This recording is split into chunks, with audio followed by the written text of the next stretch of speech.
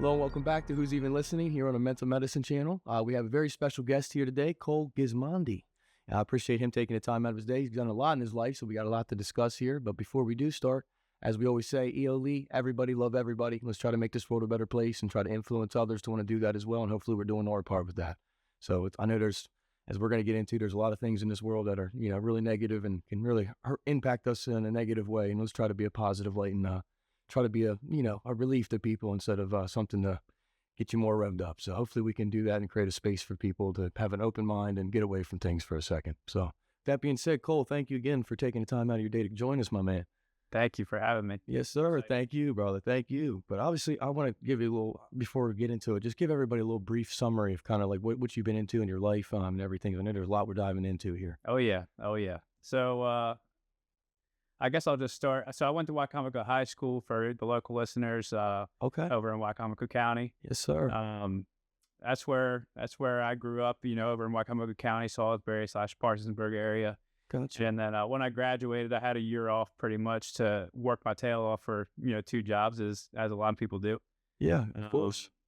And then I went when I was 19. Well, really when I was 18, I decided, when I was 18, I decided to go into the Navy. I appreciate your service, man. I appreciate that. Yes, sir. Went to the Navy and went to the Navy July 12th, 2016, and did that for basically 9 years. Okay. Wow. Okay. And came back, and then I guess the last 2 years that I was in the Navy, I was doing real estate because I had a little bit more downtime. I see. And Right, that makes sense. once we had our baby, May 6th of 24, that's when we were like, yeah, we got to go back home. And thankfully, I had that real estate to fall back on. Correct. And when you left, you kind of had that kind of something ready already. Oh, Yeah, absolutely. That's a big deal. No, absolutely. No, man. Yeah. No, well said, dude. Yeah, I did. So you were in there 9 years though in the Navy total. 9 years, yeah. So 9 years, I did. So how it usually goes with the Navy is boot camp and then school for whatever job you got. Gotcha. And you're sent off after school to usually sea duty, but it just depends on the job. So I went to sea duty in Virginia Beach. My school was in Pensacola, Florida. That was nice. I was there for 11 months. Oh, okay. No, yeah, nice. And Norfolk, but with where I was stationed, I lived in Virginia Beach as far as my home. Norfolk's one of the biggest ones, right, that we have. Yeah, as far as Norfolk is the biggest naval station in the world. Okay, I wasn't sure, but I knew it was up there. Yeah. Jeez, how about that, man? Good Lord. Yeah, when I was a kid, my grandpa, he was big into, he just loved that. He was in Air Force, but he was big into the ships for whatever reason. Sure. But I was like, it's hand in hand, I guess. You got aircraft carriers and stuff. Oh, yeah. But so I know they work in it, but he was huge into that. And we went there for, I can't remember what boat we went on or whatever was out there, but there was something, and it was like an older one that was just docked, I guess. But yeah, that was a really cool experience, even just going on. That was the only time I've really had that, even to been on something that big. But it doesn't do it justice in pictures or nothing until you're on it, really, for sure. Yeah, even like this, so when you pull up to, like, let's say you were going from Pier 1 to Pier 14 on a naval station in Norfolk. Yeah. Like the first couple piers, you have like what are called the destroyers, which are technically like the smaller ships, and you're like, hello, they're huge ships, and then get down to the other piers down all the way at the end, and you see the aircraft carriers. You're like, those were small. Yeah, no, it ain't. Yeah, it blew my mind too. Yeah, I was shocked. Like I said, I definitely haven't seen it the way you did, but even just the onlooker, I was just like, my God, dude, this is massive, man. This is insane. Yep. Yeah, it's pretty breathtaking, honestly. But with this being, I did want you to get into this. You don't have to go too deep or take this how you want, but with the real day to day, I know you said you were out there at sea for 215 straight days, right?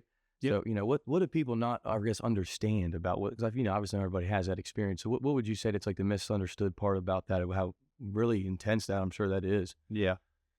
So with the 215 days, here's the reason why we were out there for 215 days. Yeah. So in January of 2020, you probably see where this is going now. But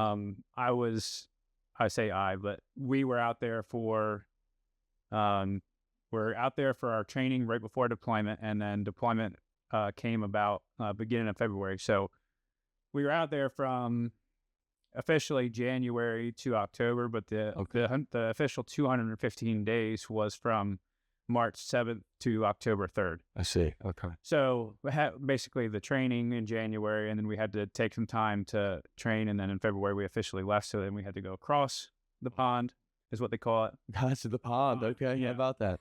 The pond. The pond is basically was from Norfolk to all the way across to like the Mediterranean Sea. Oh, wow. We Okay. call it the pond. Wow, that's a big pond. Yeah. That's a big pond. So March 3rd, we pulled into Rota, Spain, and they're like, "Hey, there's this sickness going around," and Yeah. we were like, "Oh, okay." So we had to stay on the pier of when we were in Spain. So I was in Spain, but was only on a like a Just stuck just on like the a pier. yeah. So we were able to walk down and touch land for a little barbecue, but we couldn't actually go out and explore Spain. So then March 7th rolls around, and our next stop was Montenegro, and then the stop after that was Pakistan, and then Montenegro got canceled. They were like, "This sickness is just being a little weird." So it's just throwing you guys away, of course, a lot. Yeah. Okay. And then we realized how big of an impact it was when we were supposed to go to Pakistan, when they said that the death count was higher. Just rising. So for all the listeners, obviously a lot of countries don't have the health care that we have. So a lot of their death count was, per capita, a lot higher than what we had. just magnified because they didn't have as much resources to take care of it. Makes sense. And so once we heard about Pakistan and what was going on there, we realized kind of the magnitude of it. And that's what led to that 215 days out to sea. Is we just had no idea what was going on at home aside from the news and then what our family was going on. Oh, man, dude. Yeah. So I think it's not only the 215 days in itself, it was a record for the Navy, but at the same time, being with COVID, that was the hard part, knowing what our family was going. Yeah. I felt uncertainty. Like yeah, correct. Yeah, like you're in a sense like on an isolated version of everything breaking down. It's like like everything could go to crap, and you're just out here like, oh man, what are we good or not? That's no, I can't imagine, dude. That's a wicked, man. And I'm glad you brought up that perspective of what you were saying with the other countries, though, because not everybody thinks about that. And obviously, we lost a lot of people here too, for sure. But like you said, the perspective of of how other people could take care of it versus how some countries, just like you said, don't have either the money or the whatever it is. It could be a lot of different variables there, but it becomes very difficult. And like you said, the families, like it's just, especially other militaries, I'm sure we're in the same situation. I'm sure not just ours. We're in the same boat where it's just like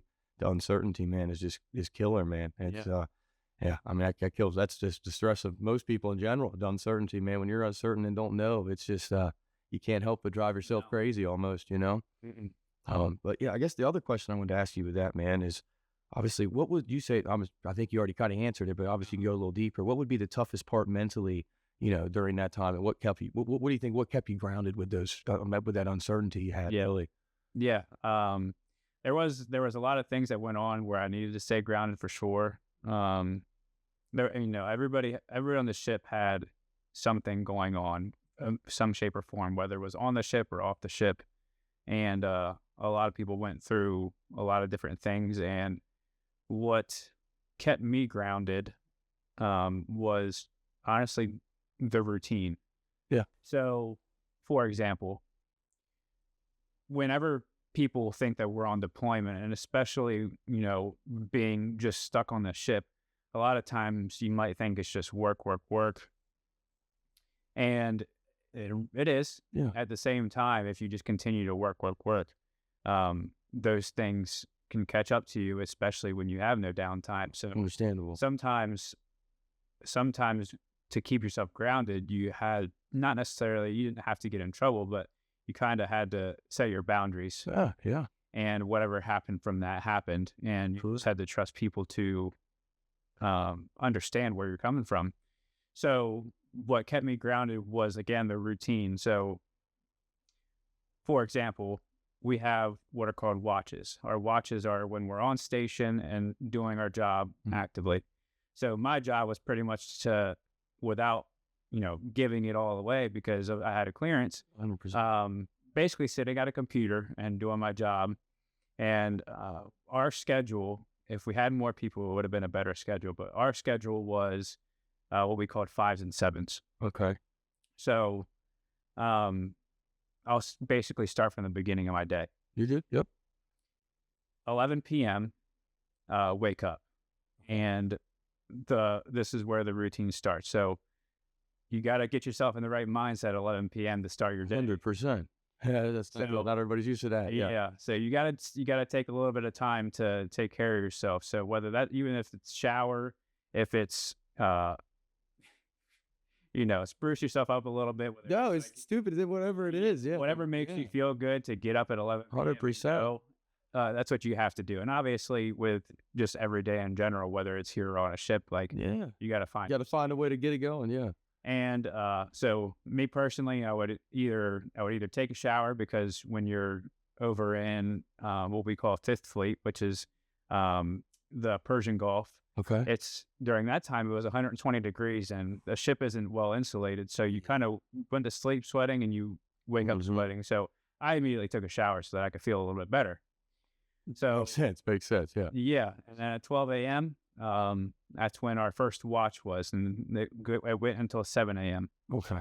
So from 12 a.m. to 7 a.m., we were on watch, and it was really just looking at the computer screen. There would be times where you could be relieved by somebody, but that seat couldn't be left unless you were standing up around it. You couldn't really leave. Makes sense. Makes sense. So from 12 a.m. to 7 a.m., that was what was going on. And then after that, of course, you have breakfast. And this is when it kind of gets tricky with our work schedule, because now we just got off a 7-hour shift, and you're like, I could take a nap, I could eat and then take a nap, but it's beneficial to stay up. Yeah. So so basically, follow me here, 12 to 7, 7 to 12 was the next block. So from there, we had our work, our admin stuff, our physical work, whether it was like system maintenance, turning wrenches, and all that kind of stuff, and lubricating gaskets or something like that. Gotcha. And if we got done with that stuff early, that's when I could take time to go work out and do something you wanted to do. Do something I wanted to do. And that was a lot of working out, a lot of reading, and making sure that I had time to try to call home. 100%. Because we did have that capability. Okay, I didn't know. I was just about to ask you if you even could. Yeah, yep. I was just about to ask you. Yep, and it would be either then or it would be during the time that you would sleep, because during the time that we would sleep would be the best time usually to call. For sure. So it sucked not being able to sleep at the same time. The sacrifice, 100%. But then, so work, and from 7 to 12 p.m. work, admin, try to take care of yourself. And then 12 p.m. to 5 p.m. was my next watch. And again, sitting in front of the computer screen. And if you could do any admin, then you went for it. But most of the time you were sitting there looking at the computer screen. And then if you weren't calling home from 5 p.m. to 11 p.m., you slept. Yeah. Because that was your biggest window to sleep. That was just rinse, repeat. Yep. So what kept you grounded was the routine, but at the same time, you had to definitely try to take care of yourself and not just go through the motions every day, and because eventually it caught up to people. 100%. Makes sense, dude. No, yeah, I'm glad you broke it down like that, because like you said, I get you on that. It forces you to, your obligations, where you're forced your mind to, get to that, and you have to do that. So where you kind of just become okay with it, because that's just what you're used to, Yeah. So it makes a complete sense, dude. 'Cause I'm a routine person in general. I think, some people are, all over. It just depends. But, some people do thrive in that. And sometimes you can get just lost in the work, like you said, sometimes. And it can really, then you forget about other things and realize what you got to catch up on. And it can, like you said, finding that balance is the key. Like you said, find it, even if it's hard to find time to still make it, time for yourself or time for other, whatever it is, to make sure that you're not fully immersed 24/7, Yeah, because if you get fully immersed, like it, you can only maintain it for so long. And if you can maintain it for years and years and years, no matter what you're doing, I feel like it eventually catches up to you. 80% in some capacity. Right. You either lost time somewhere and then you're realizing it. You either lost money somewhere and you're realizing it more and more, how, there's a lot of wasted time, whatever it was. And I think that a lot of people could benefit from making sure that they positively become a little bit more selfish. And things that, as long as it's correct. As long as it's not hurting on somebody else. Absolutely. Yes. 100% agree, man. 100% agree. But I feel like we're going to piggyback and again off of this question, but because you kind of did answer it. But what lesson would you say from deployment that you still kind of live by today, that you really implement every day still? I'm just probably going to say the routine, I feel like, but you want to go a little deeper or take it different, however you want, brother.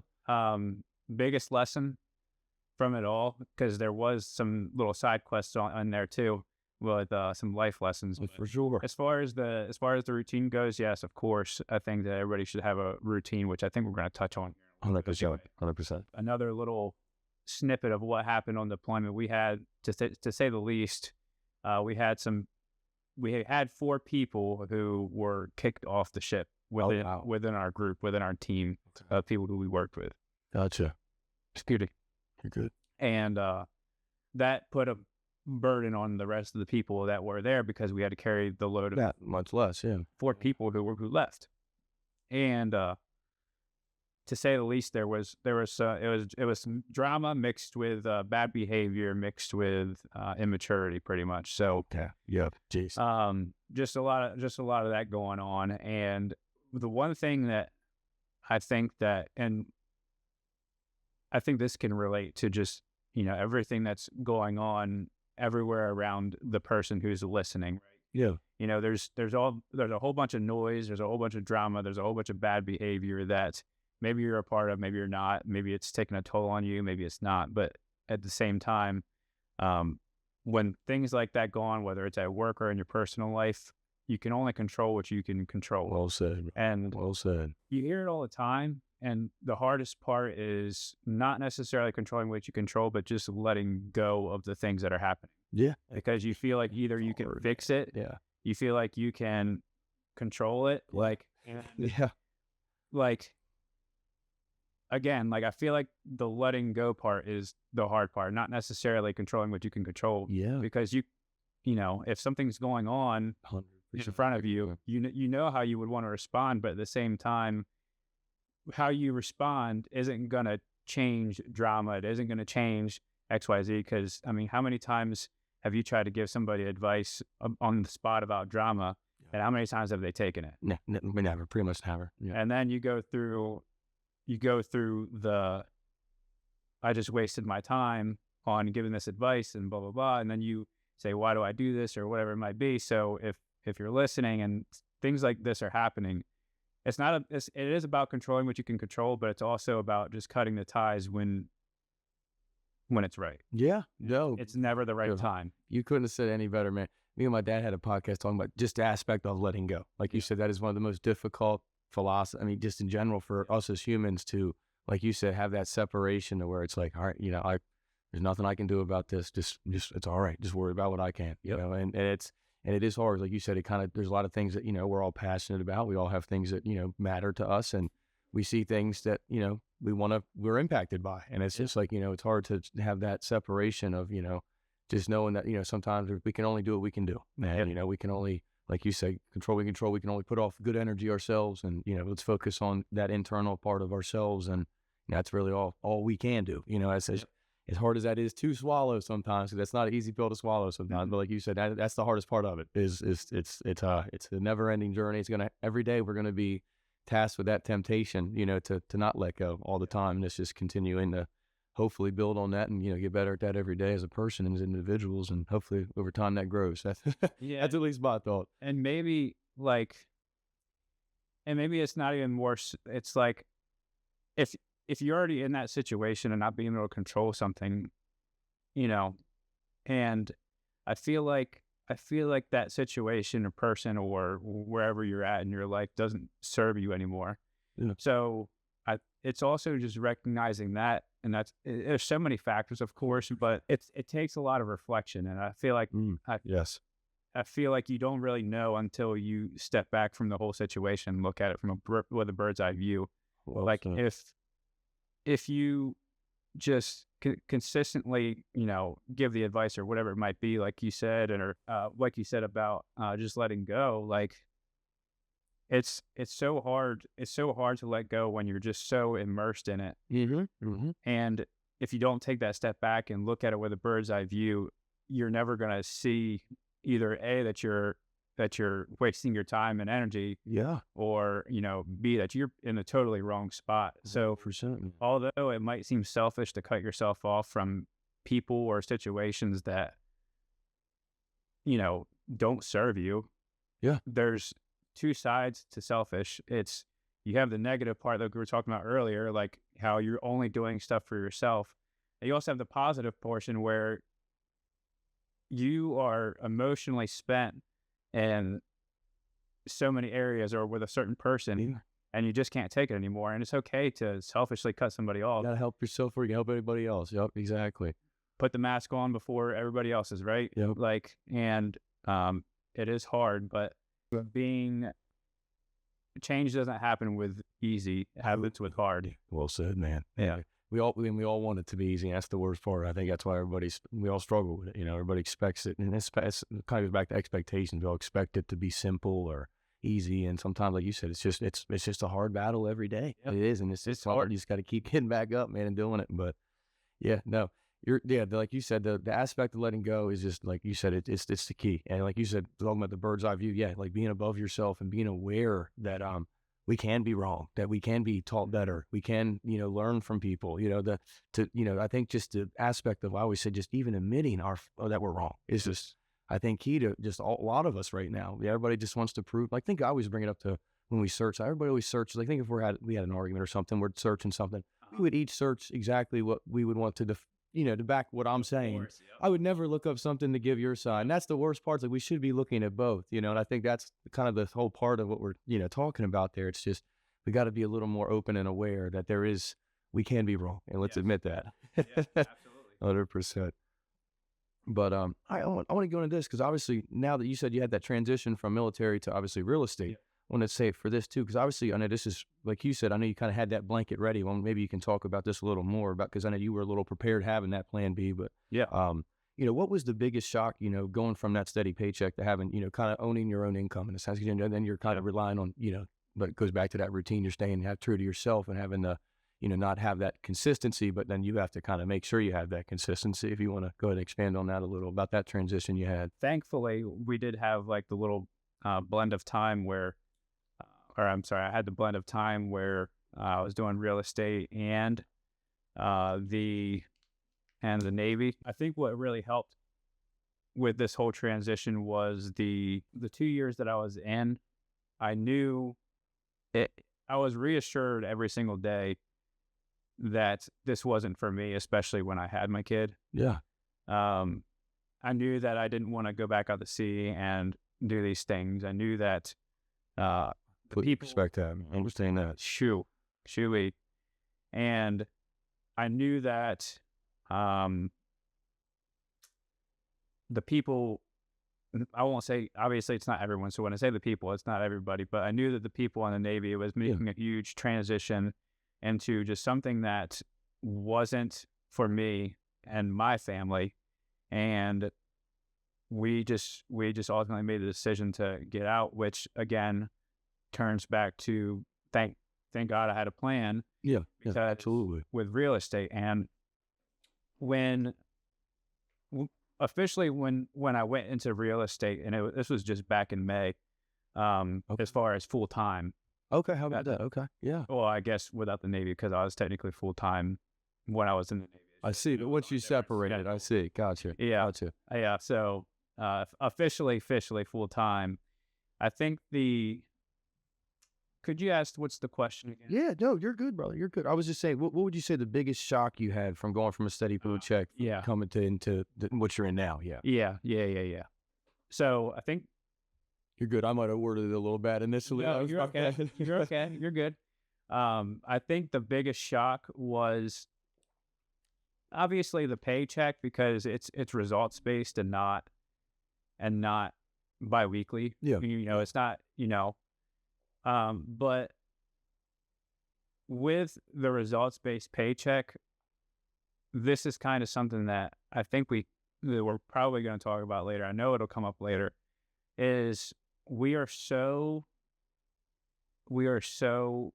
I guess, conditioned right now to have,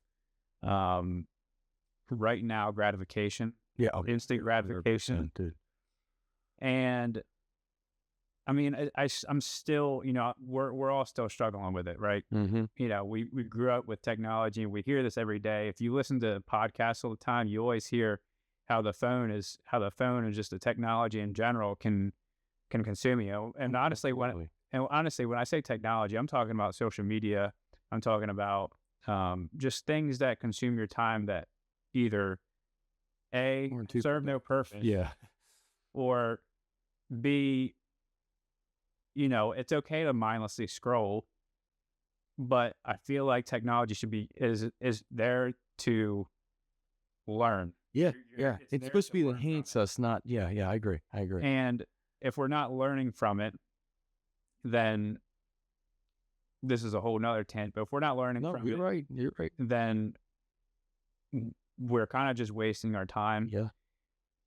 I don't know if you've ever seen like it's like a graph, or it's like a bunch of dots on a screen, and it's like 100 dots, and it shows you spend this much of your life doing this, you spend this much of your life doing this, and every single one is like 2 or 3 rows, Okay. and then it shows how long you spend on your phone, and it ends up being like 4, 5, 6 rows I'll believe it. I'll believe it. of Yeah. the 100 years that somebody would be alive. And that right there, going back to what I was saying earlier, the whole instant gratification thing, it's so easy to pick up your phone right now because it can fill a gap in time. It's so easy to laugh at that one video or whatever. But with the transition and results-based pay, everything is delayed gratification. Yeah. Very cool. And it's something that is challenging Yeah. right now, and I'm still dealing with it.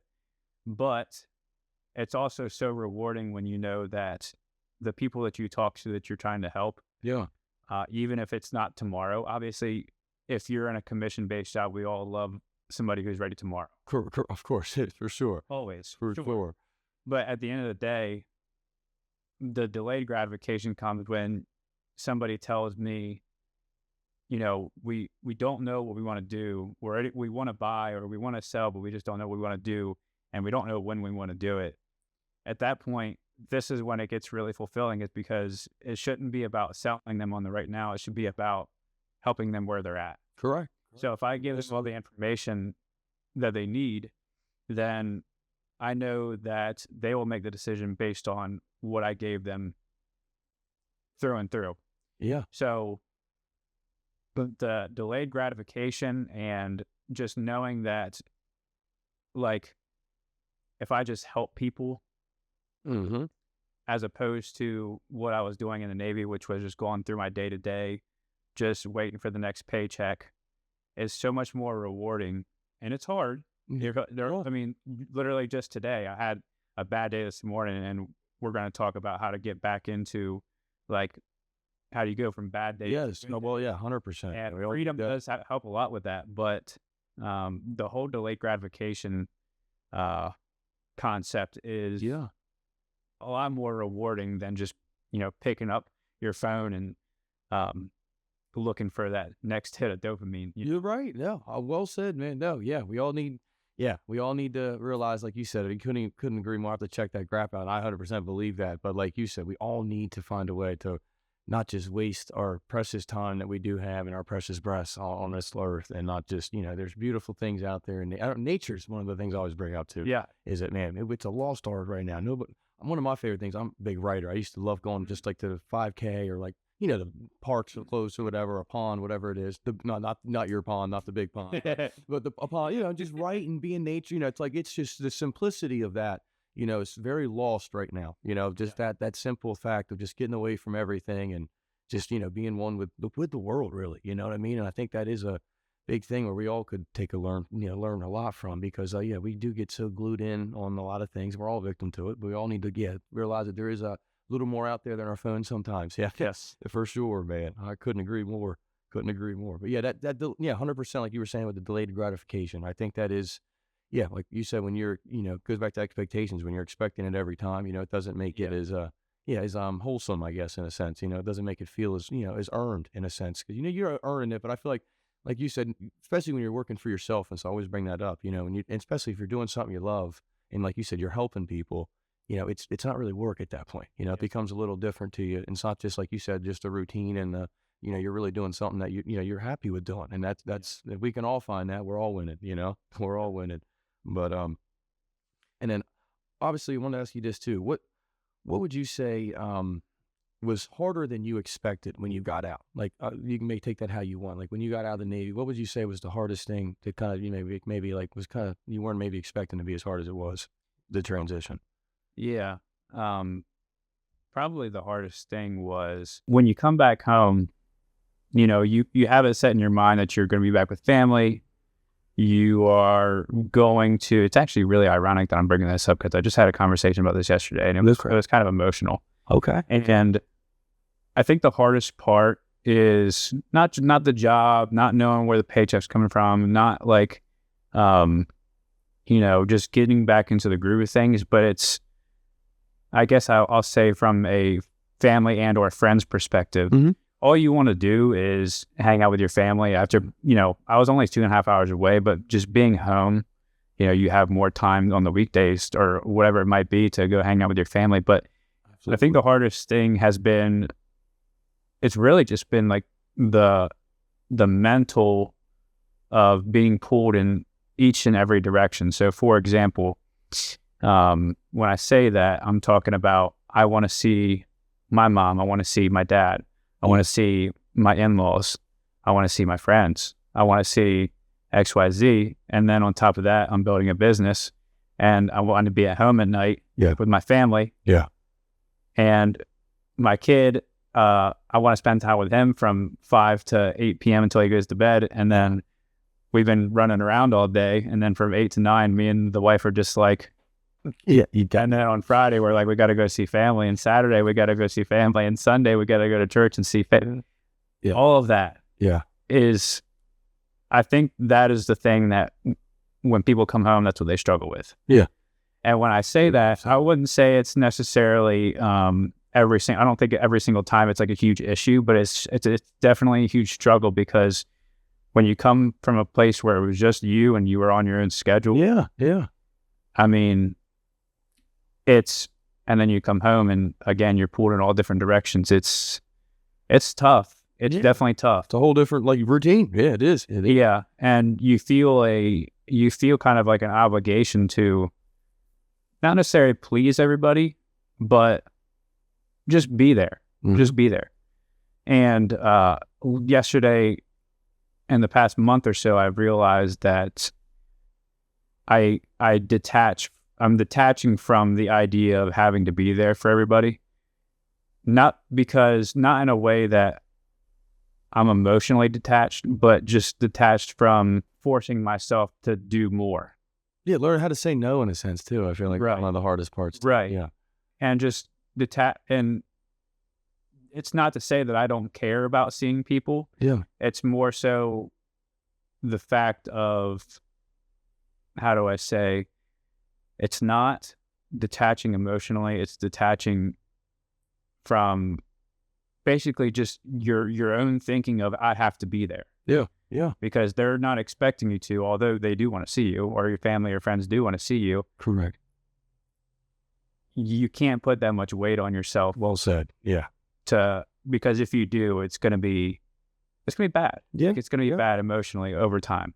100%, man. No, like we all want to please everybody. Like you said, we all want to, in a sense, do the best we can and, be everywhere. And like you said, that's I'm a people pleaser and I'm a giver. If I'll give anybody, whatever they need, that's just my philosophy. But like you said, it does do a lot to you internally, with doing that sometimes. You have to, like you said, find that balance and, learn to say no, learn to, like I said, sometimes, you don't have to do it every time, like you said, and it's okay. And don't have to be mad at yourself for missing it one time, which is, I think we all deal with that. We all have those expectations on ourselves to, like you said, be there, be consistent, be present. And, and you do want to be that, obviously, but you also do have times where, you don't have to always, do it 24/7. You can't have times where, you don't feel good or something's up, you know what I mean? There is, and it's okay. As long as we don't overdo it and abuse it, we can have those moments. So, and I think the biggest thing I always say is just sometimes it's just not being so hard on ourselves, and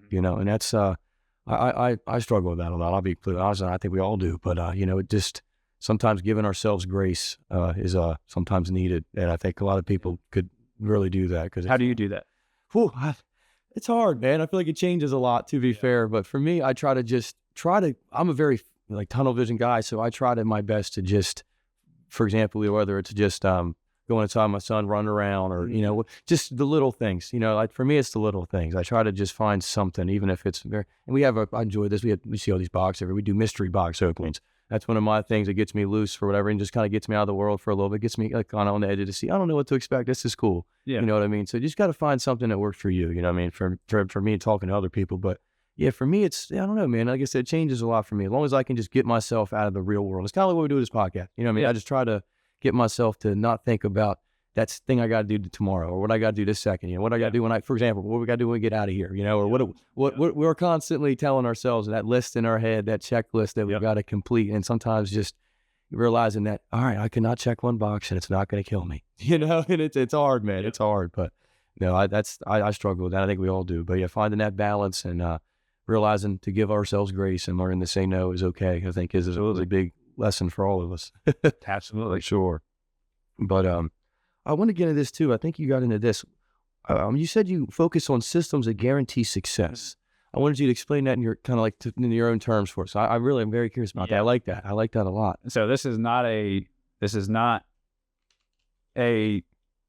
Coleism or anything like that. This is something I've learned since one of the things that I've learned when I knew that I wanted to get out was earlier this year, or I'm sorry, it's 2026 now. Yeah, you're good. I feel, wow, man, I understand. The beginning of 2025, I started learning about, to say the least, learning again.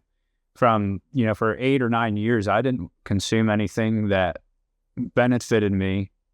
Okay. Or, as far as like educationally, since high school, it was all Navy and go to work and correct, go crazy, go to work. No, just the same old, yeah. And it was a lot of, and beginning of 2025, I had a mission to grow personally, because I hadn't taken time for that. Unless it was like health.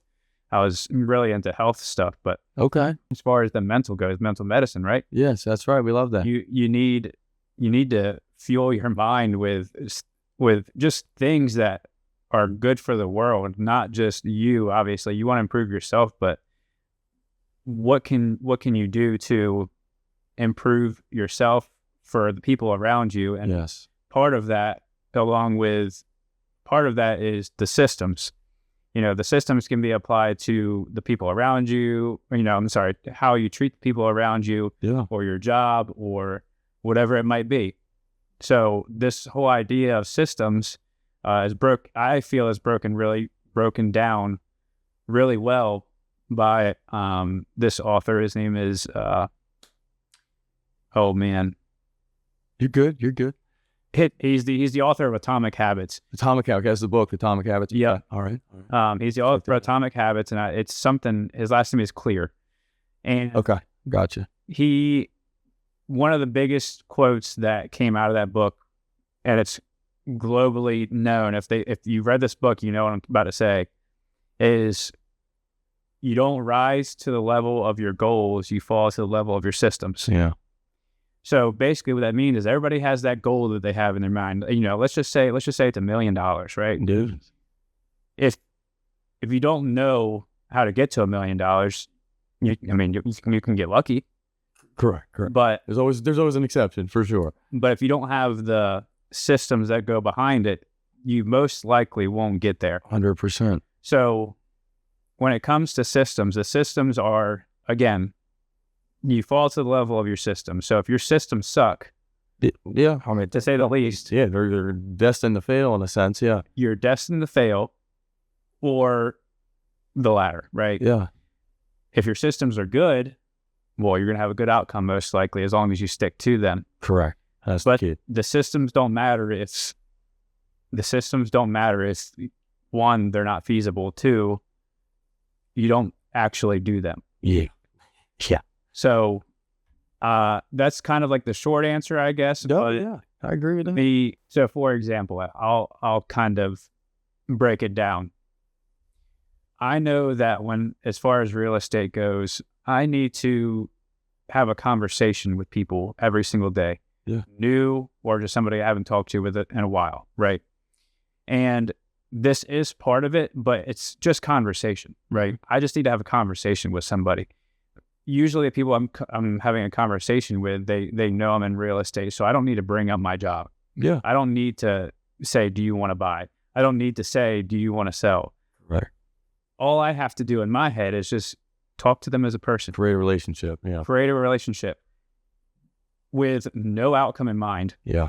And I want to say it again, no outcome in mind. Okay. Yeah, very true. Because if I converse with people and I connect them with people that they knew or that they need, then I am a firm believer in that will come back to me without me asking. And even if it doesn't, again, I'm not attached to the outcome. I just want to help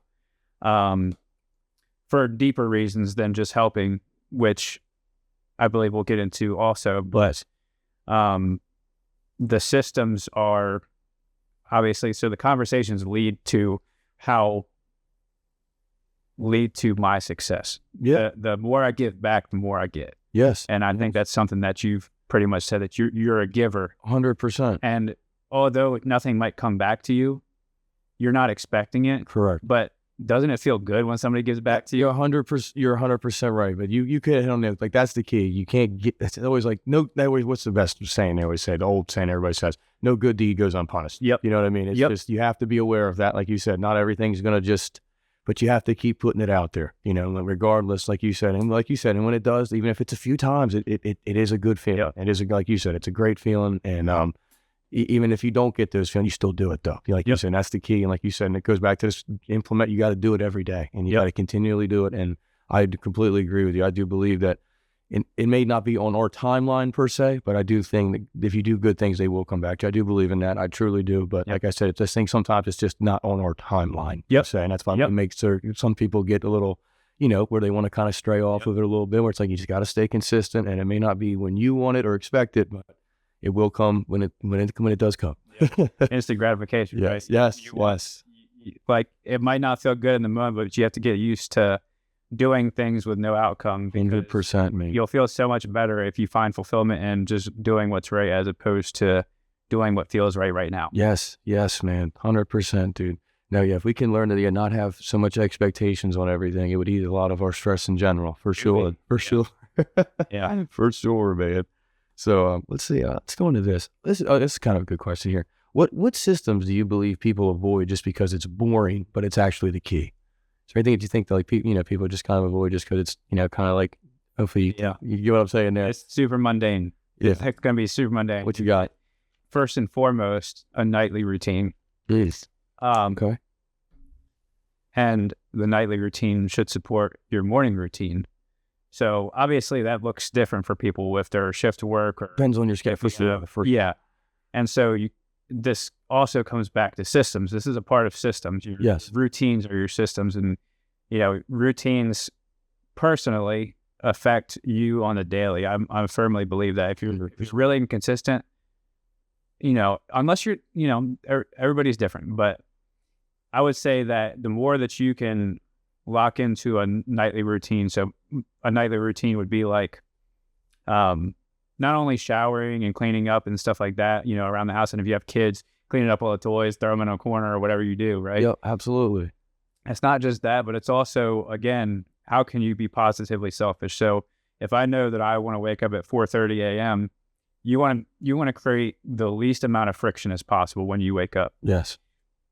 Your toothbrush is out, your toothpaste is out, your comb is out, your, whatever you need to use in the morning, your deodorant is out, or the shower is, easily accessible, whatever. Yeah, however you like it. Yeah, that's right. Whatever you like to get up and do in the morning, you need to prepare that. Yeah. And at night. Yes, I love that. Because if you don't, then you have to do all that stuff in the morning. Yep. And what happens when you wake up at an earlier time, unless you're going to the airport, because, whenever you're going on vacation, you're going to the airport, you're ready to rock and roll. Yeah, well said. Why is that a thing? But then we can't get up You're right. You're right. And get excited about the day. But anyway, right, man. The nightly routine is made to create less friction on you in the morning, even whether it's 4:30 or 8 a.m. Yeah. Like, if you have to wake up at 8 a.m. and be at work at 9, create less friction for yourself in the morning and watch how much that alleviates what you do Yes, dude. in the morning, and watch how much better you feel walking out the door, Yeah. whatever it is. So then your morning routine, I'm a firm, actually, I'll just say this with no remorse. It's not going to be You're good. You're good. It's not You're really good. easy. Hey, what we got? Wait for it. Drum roll. Yeah, right. No, it's nothing crazy. But when I say with no remorse, I'm just saying, like, I'm a firm believer that this is something that could work for everybody, whether it's at 4:30 or 6 or 7, whatever it is. Yeah. It's something that everybody's still working on. But basically, the idea is to, when you get up, scientifically, your cortisol is at its highest. Mm-hmm. So cortisol is basically how I like to call it, is it keeps us where we're at. It keeps us comfortable. Okay. Right? So when you wake up, oh man, you know how you're so comfortable when you wake up? Yeah. Worse, that's high cortisol. Yeah. So if I'm waking up at 4:30, I don't want to get out of bed. The first thing you do is you have to get moving. So you wake up, obviously do your, you always see like the social media, like I'm getting up at 5 a.m. and I'm going to go work out and stuff. You see it on social media all the time. Yeah. Dad life or whatever it is. But in all reality, I think that here's what I'm a firm believer in. You're good. Work out, read, and have a healthy breakfast. Yeah. If you don't understand that right now, it's totally okay. Like, I didn't understand it before. 100. Yeah. We're all different spots. 100%. And I think that this kind of morning routine where you get up and do the things that you want to do and get things out of the way for yourself, you feel so much better at your job, serving others. You feel so much better because you feel like you've accomplished what you've wanted to accomplish to do. Correct. I agree. It's kind of like the make your bed theory. And the make your bed theory is basically you make your bed, the first task of the day is done. Yeah. And even if the day was horrible, you come back to a nice... You got that ready. Yep, you're ready. You're ready. So what I'm a firm believer in, again, is get up, get moving. I don't care how you move, whether it's walking in nature, or, unless it's 16 degrees. You're correct. You can walk in nature and be like David Goggins if you want, but I'll hit the treadmill. Don't get me wrong. I'll listen to some David Goggins, but oh man, he's just a different kind of crazy. But get up and get moving. Eat something healthy. Completely agree. And if you can, read something, because again, self-improvement is not only improvement for yourself, but you're improving people around you. Yes. That is the ultimate goal, brother. I'm right there with you, man. Yeah, if we can just continuously improve ourselves and while helping everybody else around us, that's the ultimate goal, man. Yep. You're absolutely right, dude. Absolutely right. My dad, that's my dad. He drains at home. I was just always his big thing, right? Just continuous improvement. That was always his like big motto. But it's true. I mean, like I said, as long as we're going forward and we're learning, we're growing. That's truly the all that really matters, really. In the grand scheme, it truly is. But all right. So I want to get into this too.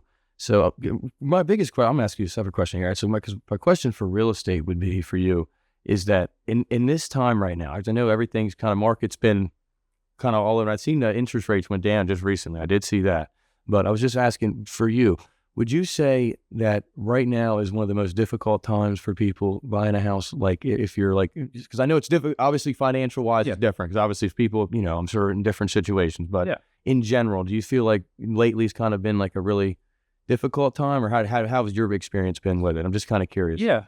So as far as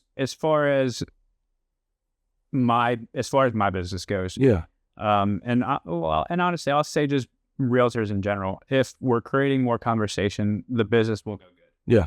There's some times where we need to create less conversation because the market's good. So if everybody's looking, you can talk to less people. Yeah, correct. If nobody's looking, you have to talk to more people, right? And so that is the kind of the systems thing behind it when it comes to that.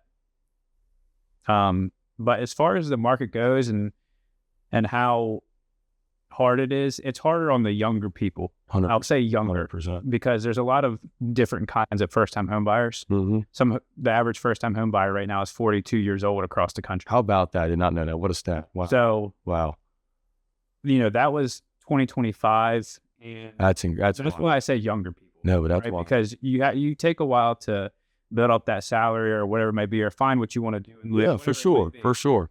And this is something that it was kind of an epiphany to me about a month ago. Is I feel like we're starting the American dream all over again of buying a house because of how hard it is right now. And Yeah, it's such a, I mean, I just helped a family, well, I say family, but it was a husband and wife, 23 years old, and they bought their first house. they were. And they started trying to buy a house when they were 20, and it took them 3 years to, or I'm sorry, 21, took them 2 years to actually build up the money that they were making, for one, but two, get like whatever's going on with them financially, just whether it was debt to income or, I'm not like perfect. Correct. It's usually Just get it all out of the way. Right. Yeah. Whether it's debt to income or just overall debt or whatever it was, they had to work 2 years to get to the point where they could buy a home. Understand. And they worked really freaking hard. Yeah. Like so hard. Like they were with my team leader for a little bit, and then when I came back home, I took over the duties because we just vibed a little bit better. Nice. Because we were younger and Completely makes sense. And, I saw how much work they had put in, and I heard how much work they put in, and it's like, again, if you're not consistently working a job, it's hard right now. Yeah. Especially like, because if you're 1099, let's say you're doing like hair, skin, and nails, Yeah. you have to have that 1099 for 2 years. Yeah, true. So I didn't think about that. They average that out too. So if year one you made 40,000, year two you made 60,000. They're not going to assume growth. They're going to assume 50,000. Correct. That makes, So I didn't even think about that. So and so again, like younger people is where it's hard because everybody's still trying to figure out what they want to do. Unless you came out of college and knew exactly what you wanted to do. Correct. And had something lined up, and you're right. And then you're at starting salary. Yep, exactly. But as far as market goes, and if somebody's listening and they're like, well, when do I buy? Or if you're listening and if you're hearing what I'm saying and you're like, well, when do I sell, or whatever it might be, it's when you're ready. Yeah, it's up to you. Yeah. It's when you're ready. There is no good time. I agree with that. Obviously we would love for 2% interest rates to come back. And I'm going to tell you right now, marketing your books, you can count on it not happening. I agree. I agree with that. I'm right there with you. You can count on it not happening. I'm not saying there's no possibility ever, but I might not be alive for it. Yeah. So, we're probably right. And then I guess the last stat I'll leave. Yeah, we don't know. You never know, but you're right. And I would agree too, though. Yeah, right. Don't get me wrong. Like you said, it's always like you never know. But I would agree. And I think the last thing that I'll leave people on, since there is a huge interest rate buzz, is back in, I think it was 1983, interest rates were 18% or something like that. It was somewhere between like 15 and 20 or something. Gotcha. Like that. So, and then the average of the past 40 years is 7%. Yeah. So if we want to be technical about it, the interest rates right now are below the average, or I guess I should say better than the average. Yeah. Of the past 40 years. No, true. That's a good point. So if you want a good perspective on it, now's a great time to buy. Yeah. But it's only a great time to buy if it's a great time for you right to now. Correct. 100%. Based on where you're at in your current situation. Everybody's in a little different spot. Absolutely. Or sell, by the way. Absolutely. True. Absolutely, man. No, yeah. And I think, honestly, a lot of people, speaking of that, even just locally, I know a lot of people, my parents included, a lot of people sold, like a few years ago and got, a lot of people did locally, man. It was like a lot, man. And that's why it's so hard, is because when it was right after COVID, when people, I'm sure you've heard that people were offering over, it was a 10 or the 10,000 isn't too crazy, but there are people offering 20, 30, 40, $50,000 over what it was listed for. So when we talk about appreciation, and so appreciation is basically how a house gains value. I see. Okay. So the average appreciation that the industry likes to say is 3 to 5%. So if you have a $300,000 home, you can count on it being $9,000 to $15,000 more next year. I see. Okay. So when COVID comes along and people are offering $40,000 over, that house just gained value of $40,000 more, including the one next to it. Yeah. So if the house next door that's exactly the same saw that this one sold for $340 instead of $300, they're gonna list at $340. It's completely sad. If they're smart, $330, and be like, we can get multiple offers, and then that house gets sold for $360. Yeah. So that's where it really, really went off. And that drove kind of everything up. Yeah. Everybody talks about the interest rates. That wasn't the issue, and it's not the issue now. It was the prices being jacked up. Yeah. Because everybody wanted that 2% interest rate. It makes complete sense. That's what the problem was. No, that makes complete. Yeah, like you said, you're not going to have your neighbor sell it for fun. Like, all right, we're going to take $100,000 less. What are we doing? Yeah, it makes complete sense. It just, wow. Yeah, that definitely sums that up. Yeah. You get just common sense there. That makes complete sense. Yep. All right. Yeah, I can't. Yeah, I'm right. That's crazy. That is crazy. Yep. But all right, I want to ask you this too. So I'm curious about this too, because I know with realtor, I'm sure you got a lot of different stuff that goes on. Like basically the main question I'm asking is, what does your ideal work day look like? As a realtor, I feel like everybody gets a picture in their head, everybody just, like the movie picture of a realtor just pulling up, doing it and going home or whatever. I think everybody has a bad image kind of a realtor. I think there's a lot of other stuff involved, paperwork and a lot of deep, like you said, building relationships. So I didn't want you to break down your day to day, because I feel like sometimes people kind of get a misconception of, what actually, you guys do. Yeah. Here's what, I'll just get the elephant out of the room immediately. We are salespeople. Yeah. 1,000,000%. And a lot of realtors, if they're watching this right now, they're going to be like freaking out. Okay. We are salespeople. Yeah. At the end of the day. Yeah. The sales side of it is not, in my opinion, with people. There are sales tactics that are used. There are sales tactics that people use over the phone. There's sales tactics that people use in person. There's sales tactics that people use with other agents. Mm-hmm. And I would argue that, as far as the salesperson thing goes, is we should be more salespeople with realtors on the other side. So if I'm representing you, if I'm talking to a listing agent on the other side, I should be more salesperson with them than I am with you. Because at the end of the day, this is your offer. This is your house that I'm selling. Correct. This is your choice on everything. I'm only here to give you the advice needed, and then you do what you want with that. Yeah, no, so true. When it comes to, that's a very good point. Yeah, when it comes to realtors, we need to detach ourselves from the outcome and focus on what you want and what the buyer or seller wants, whatever it is. The customer's always right, and that's right. So that's the salesperson elephant in the room, right? Now, as far as a daily routine goes, so I'll talk to somebody like they wanted to get into real estate. Okay. The first part of your morning, whether it's first and foremost, you should work 5 days a week. I don't care what 5 days you work. Yeah. I don't care if you work on Sunday and you're off on Wednesday. Yep. Just make sure it's 5 days a week. Your daily routine, your routines system. Yes, sir. Right. Should be 7, 8, 9 o'clock, 10 o'clock, whatever works for you, whatever kind of riser you are. That's the beauty of being true. You can create your own schedule, right? But you should be working, I'll even say 7 to 9 hours. Yep. No more, no less, because of burnout, to say the least. Gotcha. So what you're doing within those 7 to 9 hours for this and for anything is going to need to be very productive. And one of the things that a very famous realtor, he's known probably worldwide to a certain degree if you're a realtor. His name is Gary Keller, and he says he has a book, and it's about the one thing. So, and this can apply to anything. So what's the one thing that you can do right now that would make things basically 10 times better in a week or so, or whatever it might be, or just at the end of the day? Yeah, just an improvement. Whatever the goal is. And that one thing for the job is talking to people that you either have talked to in the past and you don't talk too much, or people you just absolutely don't know. That can be anything. That can be phone calls to people who want to hang up on you. Yeah. That can be hitting up people on Facebook. And if you're listening to this and I hit you up on Facebook, I'm genuinely trying to have conversation with you. I don't care about the outcome.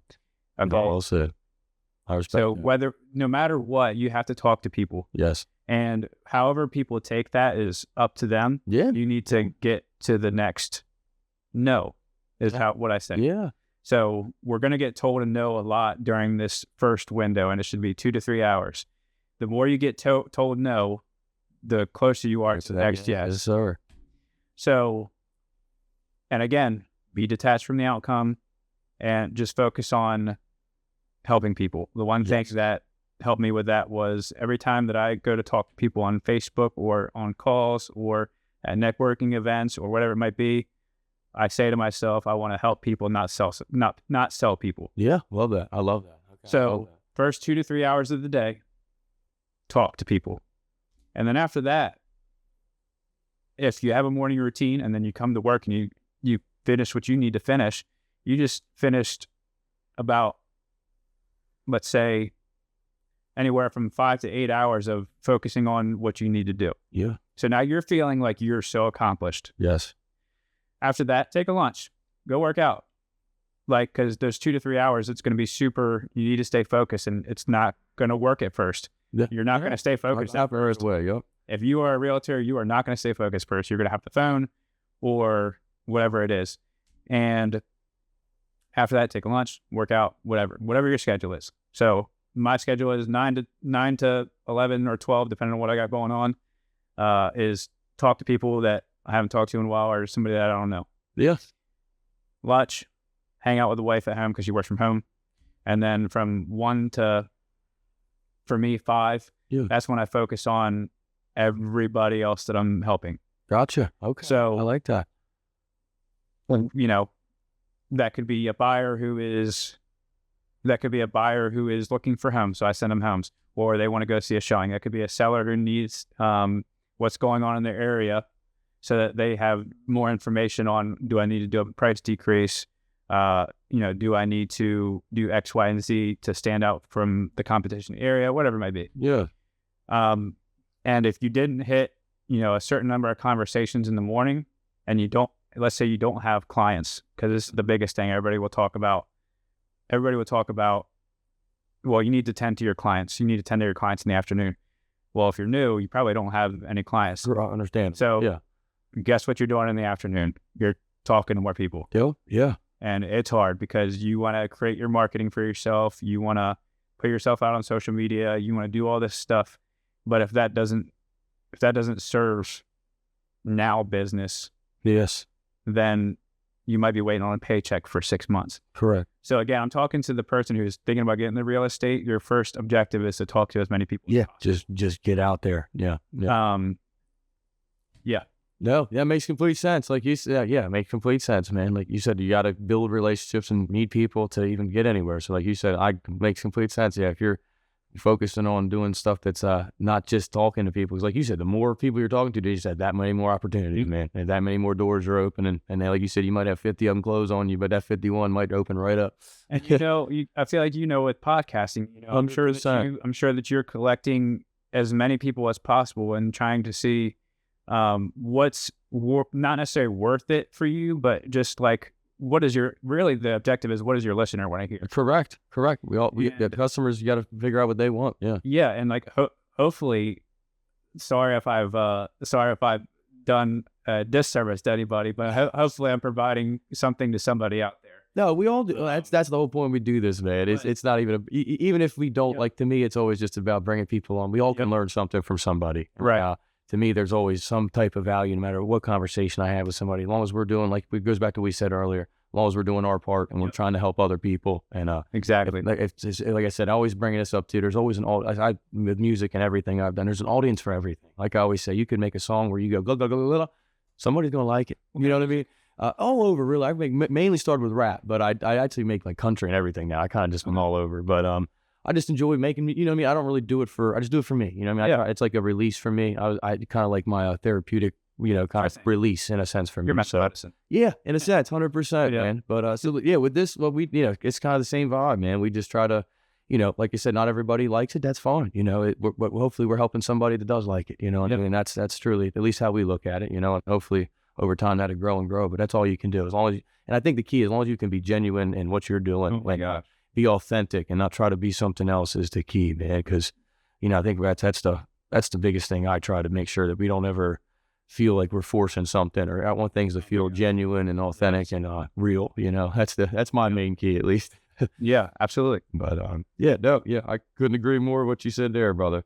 I wanted to, let's go a little bit of identity and purpose here. So I think we all struggle with this, when I feel like we have moments in our lives when we feel like we can quit, and there's other moments where we feel like we can't, and I feel like for me, like we all struggle with, I think that consistency we all talk about, like when we, sometimes we all just want to give up, or we're at a moment where we all just want to break down, or like, all right, Nip, whatever, I'm done, and, I guess my question is for you, when you've hit those moments in your life and stuff, what really made you make sure you stay consistent and stay with that routine, We'll just talk about the last 6 months, because I didn't have a choice the past 9 years. Yeah. Yeah. So I think the things that keep people going is knowing why you're doing what you're doing. Mm-hmm. And that could be, for a lot of people, it's family. For a lot of people, it's, just self-purpose in general, like what's your mission in life. Yeah. A lot of people turn to God. A lot of people do all kinds of things and are doing things for their big why. Yeah. If you're wondering what your big why is, or you keep telling yourself there's a big why and it's just not working, that's probably not your big why. Mm-hmm. So you probably need to step back and good point. Either get your body moving or get your mind moving on basically over the fact of what is it that I want to do. And the consistency is going to come when everything is aligned. I agree with that, man. So there's bad days, there's things like that. And even through the bad days, that's, that your why is big enough when you just push through it. Yes. And it's well said, man. It's, I mean, if you know, Yeah. And if you don't know, I would encourage you to find that why. And so if you got to keep searching for it then. Exactly. And if you're listening and you're like, well, what do you mean by what's your why? So, I kind of already went into it, but for example, you should have different whys, right? Yes. So if you want to talk about family, like what would be when you go in that house later, mm-hmm. and let's say, kiddo wakes up and it's time to hang out. Why are you hanging out with him? Why are you, obviously it's your kid, and that the obvious answer is it's your kid. But what's the real meaning behind what you're doing? What you're doing. Yeah, it's that. Yeah, you want to make sure it kind of goes back to what you said. You're present and you're there for those moments, and I think that would be the why. But yeah, you're right. For any moment that you're doing, you have to have that meaning and purpose. I think it goes back to purpose. We all want a purpose, and we all have to have a purpose behind what we're doing. And if you don't have that driving force, like you said, you're just on autopilot where you're not really feeling much. You're just going through it, Yeah. Autopilot. Yeah.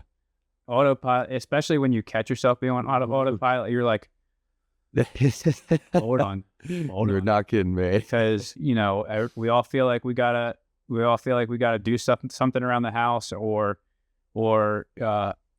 sometimes it is even be present with the kiddo, and you're just like, your mind is racing, you're on autopilot, and then you really have to take a step back and you're like, okay, I need to be where my feet are right now.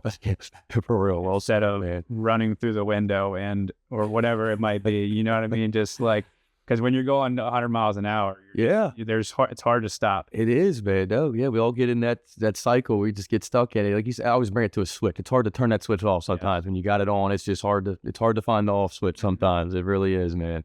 It really is. No, but yeah, like goes back to just finding that purpose, finding that value and that meaning in what you're doing. And if you do find that, kind of, I don't want to say everything takes care of itself. That's a bad thing, but it in a sense it does. You really, your mind kind of works for you. I always say if your mind's in the right spot and you have the right compass and the morals and things behind it and the right meaning and purpose behind it, you're going to operate already. Yeah. I mean, you're going to kind of operate with that already. Yep. I'm not saying, I always bring it back to robot, not robot, but if you program your mind to, be a good person, to do those things routinely every day, you're going to do it like a habit. It's going to be second nature where you're just going to do it without even realizing you're doing it. And that should be the ultimate goal. For sure. Absolutely. But with that being said, let's go into this too. So how do faith and family shape how do you handle pressure, money, and ambition? So I guess a kind of loaded question, but Yeah. take that how you will. Yeah. First, I'll ask this.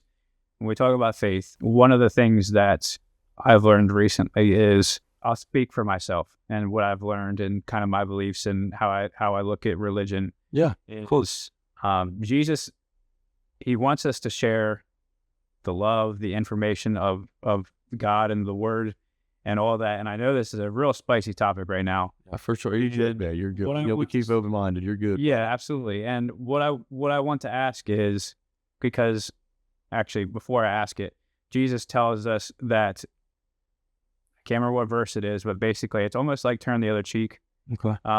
or something like that. But basically we also don't want to force people to Jesus or God, whatever it is. Yeah. So I'll ask, can I jump into this? Yeah. Because like you said, yeah, because it's you want to plant the seed and let it grow. You know what I mean? That's kind of what we want to do. But like you said, you don't want to drive it down someone's throat. Is kind of what you're getting at. Right. I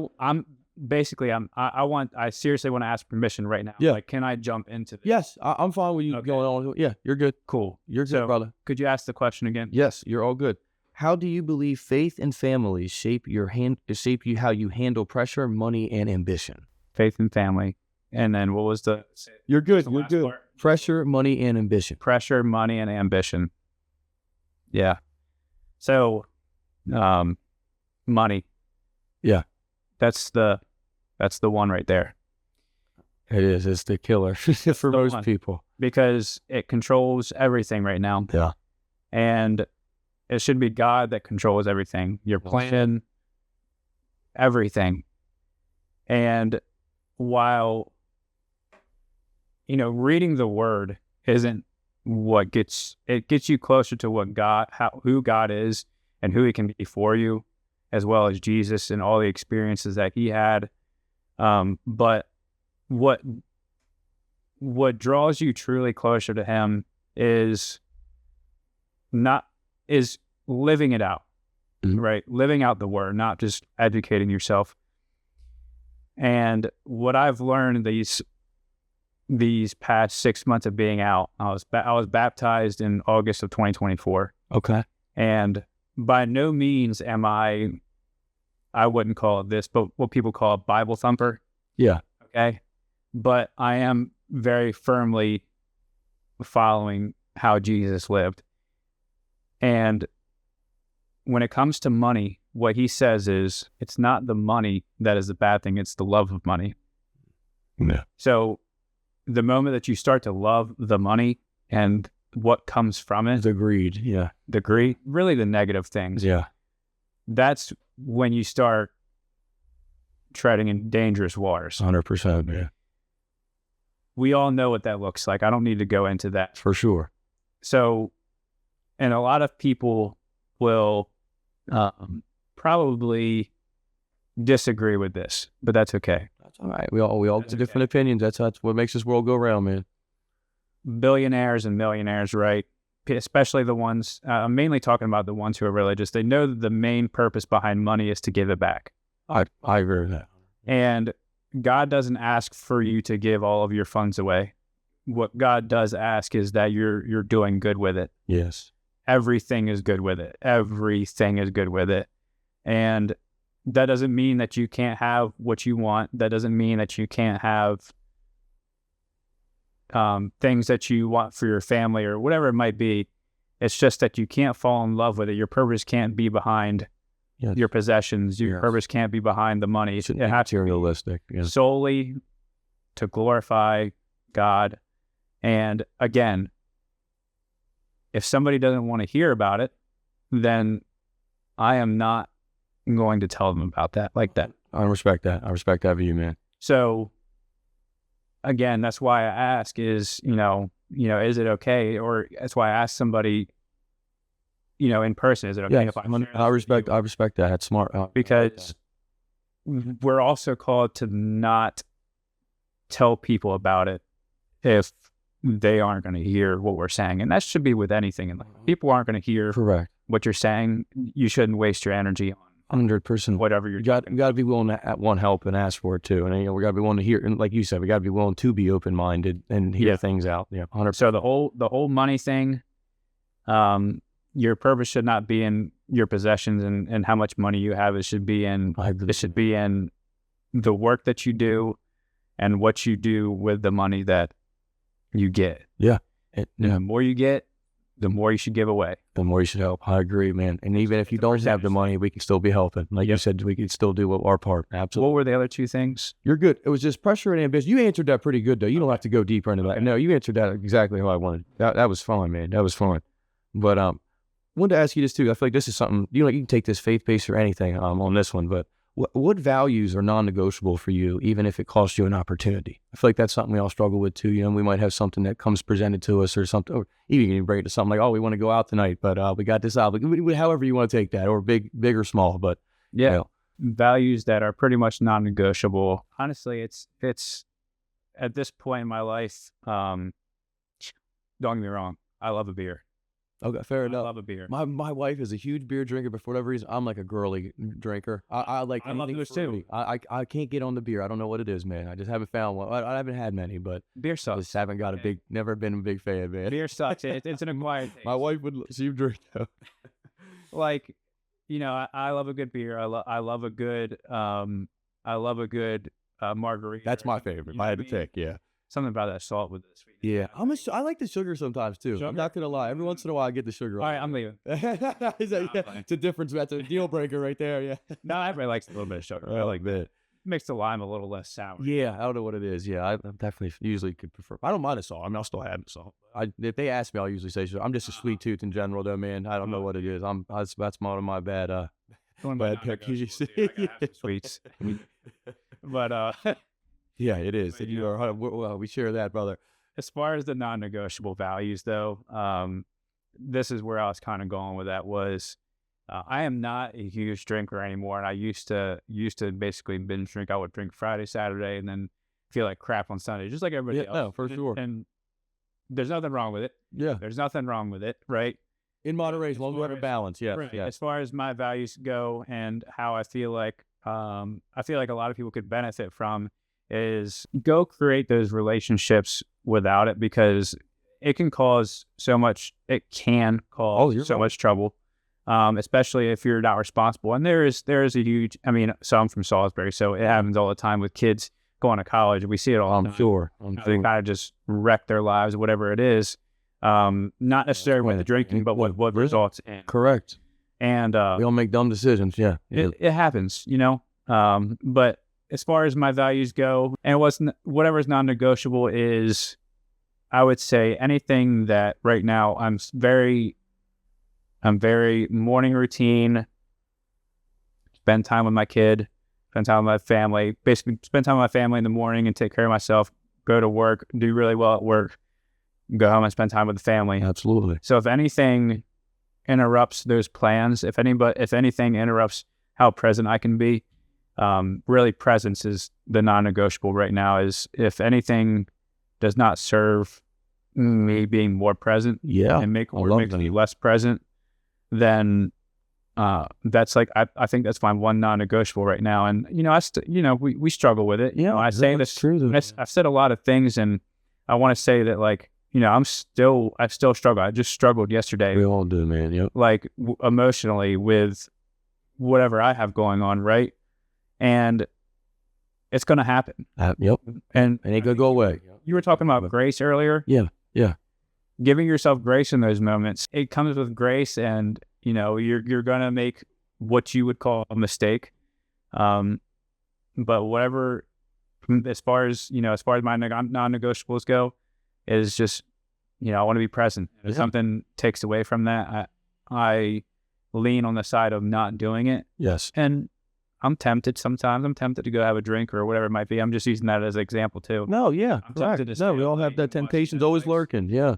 Whatever it might be, I'm always tempted, but that's definitely my non-negotiable when it comes to my values right now. Just being present. Yeah. And it's ever changing. So if you have a value, for sure, if you have a value that's kind of fading in the way, that's okay. But what's the new value? What are you Yes. What can you find to focus on now? Yep. Yeah, I agree. No, well said. I agree. And I think that's a great value, man. I think we all can learn from that because, like you said, it goes back to even being off your phone, even if you can bring that to just trying to be present in just life, It's hard.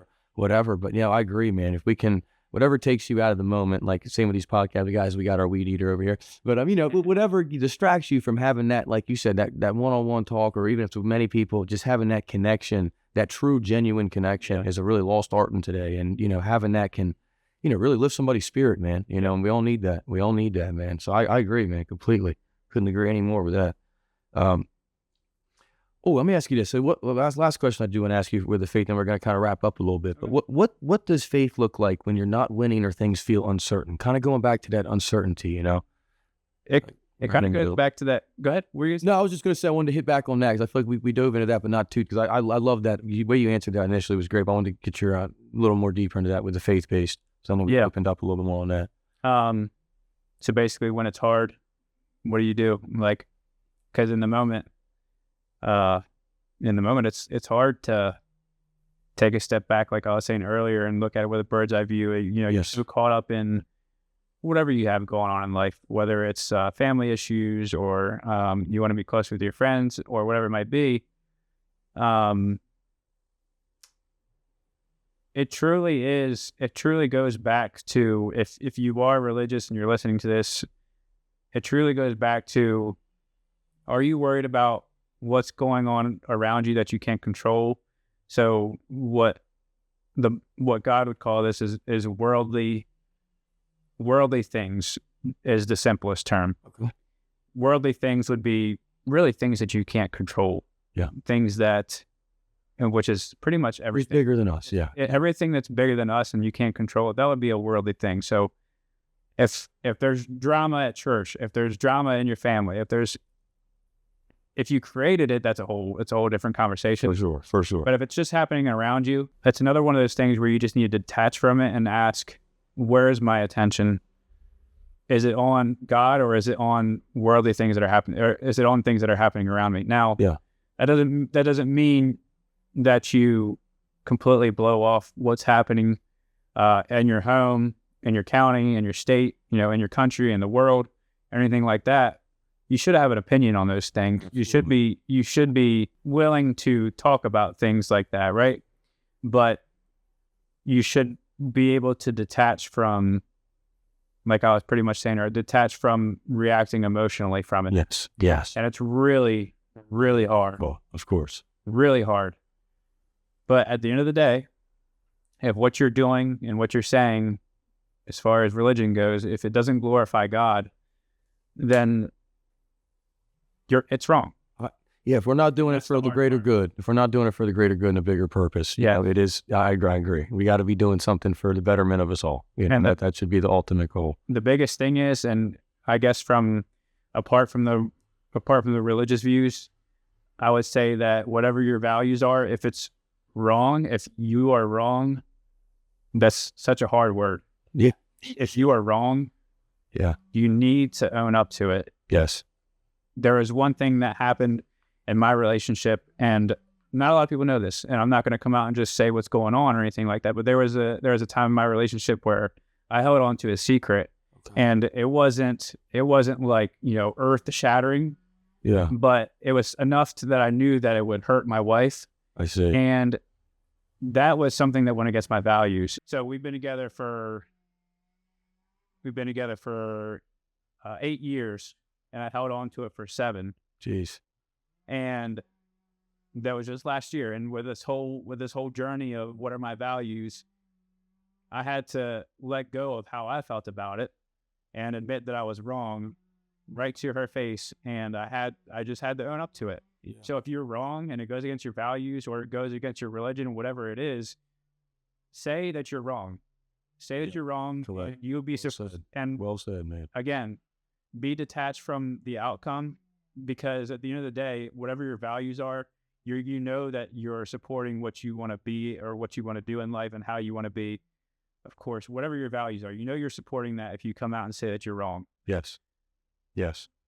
Well said. To admit when we're wrong, like you said, man, that is the ultimate key, man. It's the ultimate key. It does. But like you said, but we got to do it. And like you said, it's the step forward. It's a growing process, and it does help you and everyone else, like you said. And then the more we try to pretend like I always say this too, if you admit that you know nothing, you're willing to learn everything is the biggest thing I always say. If we act or approach anything that we know everything or think that we do, we're never going to be learning anything. We have to always, in any circumstance, any new situation we're in, always think I know nothing. I want to be like a sponge. That's how I try to do it. I want to just completely listen. And that's the key too. Just listen. And I think that's the key too. Going back to what we're talking about marriage, just listening sometimes is the hardest part, like to where we realize we don't need to say anything. Sometimes it's just listening. What do you mean? So what do you mean by sponge? I know what you mean by sponge. Yeah, but just soaking it all in. Yeah, you take everything in, and I try to. The key, I think, is too not just to you take it in with no judgment. I think that's the other key too. That you take everything in at the same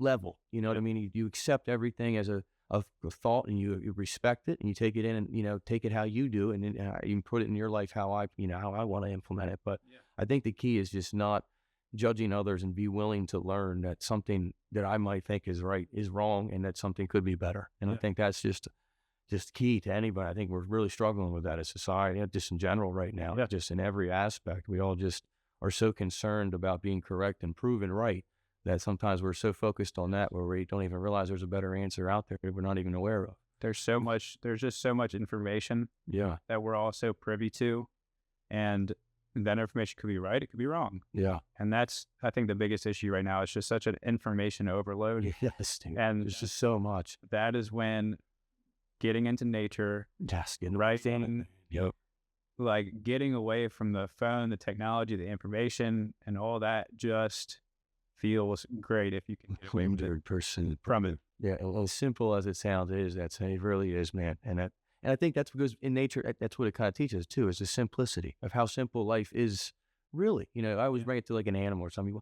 Like you, obviously we don't know. I obviously can't speak to a squirrel. So, I don't know. He might think differently, but you look at the squirrel and, you see they're just one, but they just live. They're just one, there's just happy to be there as far as we know. I don't know, but they're going along their way, and just moving on. And, you can't help but just think that it's so simple in their head to just, pretty much just get food, move on, keep going, and like we've just, I think, overcomplicated. So it goes back to the amount of information, the amount of external stress that we place on ourselves for really no apparent reason, just because we feel we have to. And, sometimes it's just breaking it down to being simple and getting away from things that can really do a hell of a lot for us.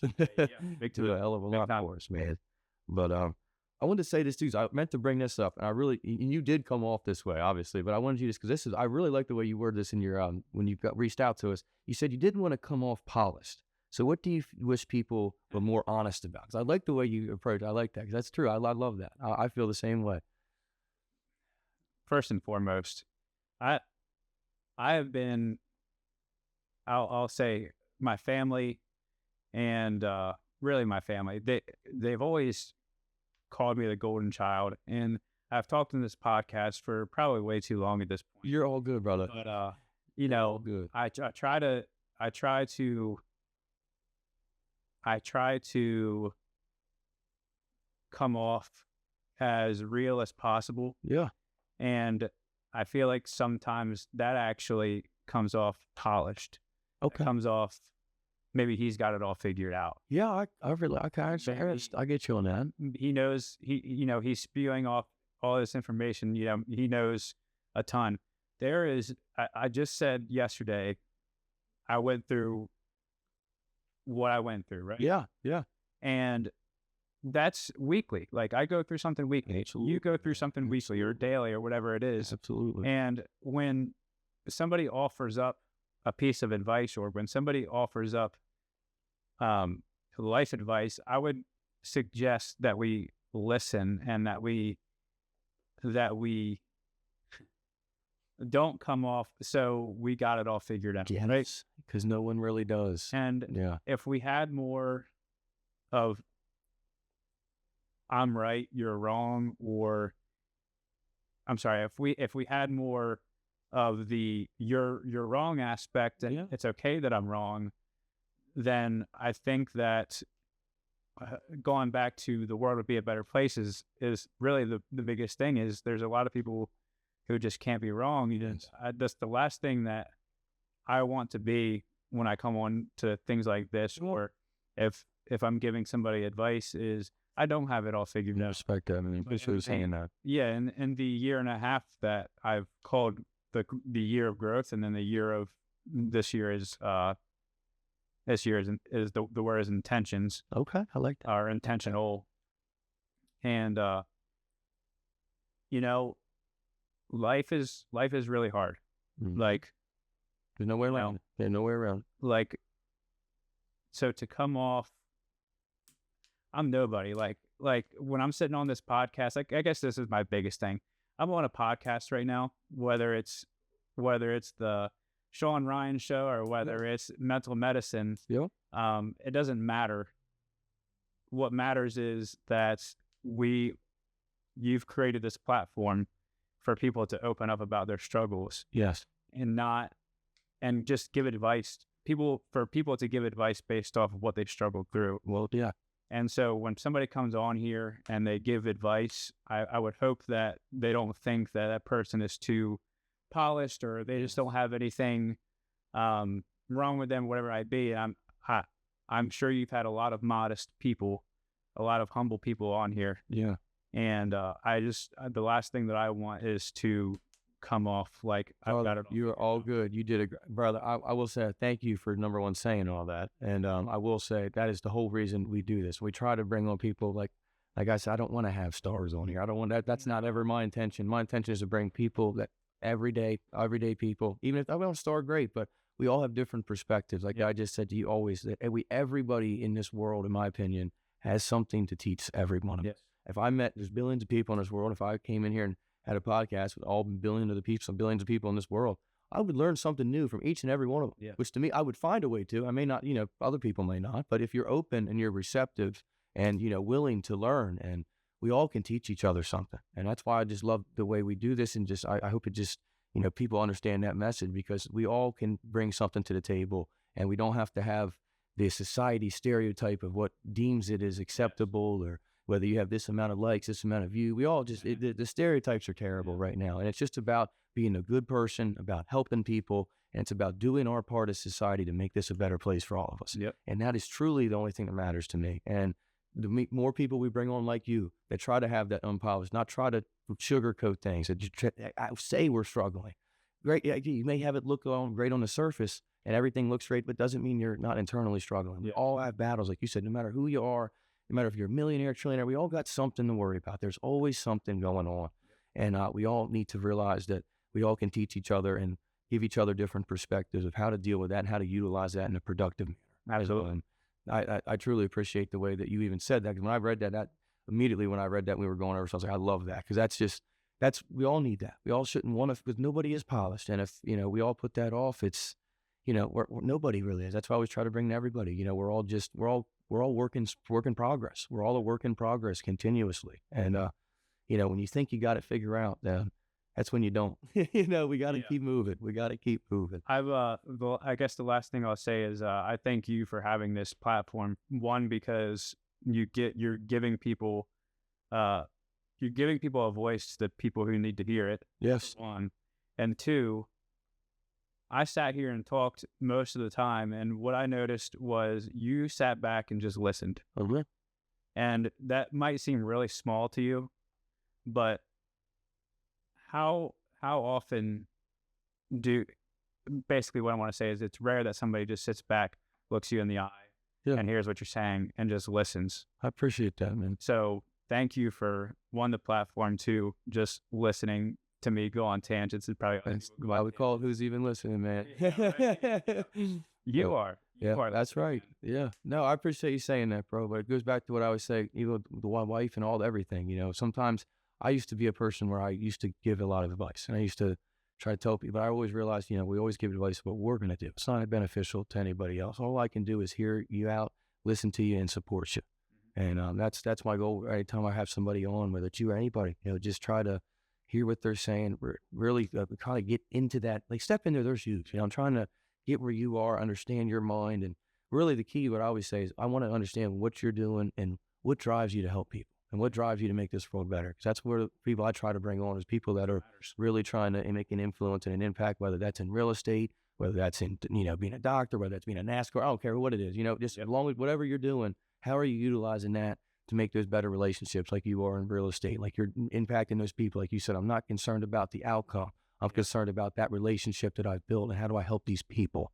Not how do I get this paycheck? How do I help these people? Yep. And to me, that should always be our motive. And I think our motive behind things is the key. If we all have a good intentions and good motives behind things, we're gonna see good results. Man, we can say it 10 times better than I did. I don't know about that, man. I don't know about that. I struggle with words sometimes too myself. Great. That was awesome. Brother, I could not. And is there anything that you wanted to talk about that I didn't bring up too? I wanted to make sure I said that too. No, I would just say that I think the biggest thing that don't listen to me, go read the book that I was just talking about. You said Atomic. James Clear is his name. Yes. Atomic Habits. I will make sure I check that out. I have not seen that. If you want to change your life, go read Atomic Habits. I will. And don't just read it, apply it. Well said. Yes. Don't just skim through it. Yeah, that's right. Well said, man. Figure out how we can use it. Yes. Dude, thank you again for your time, man. Thank you again for taking the time to come down here, man. And well, I guess actually for you, it's up, right?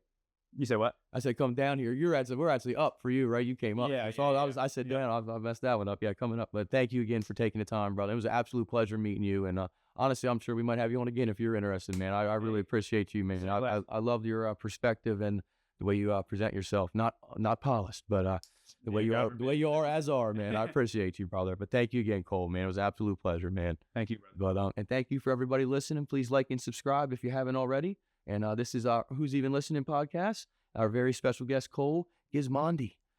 Thank you again to Cole. And as always, EOLE, everybody love everybody. Let's try to do our part and make this world a better place for all of us. And hopefully we're influencing others who want to do that as well. But with that being said, we will see you guys again next Wednesday. Appreciate everybody that stays tuned in. And EOLE, everybody love everybody. This is Who's Even Listening on the Mental Medicine Channel, signing off.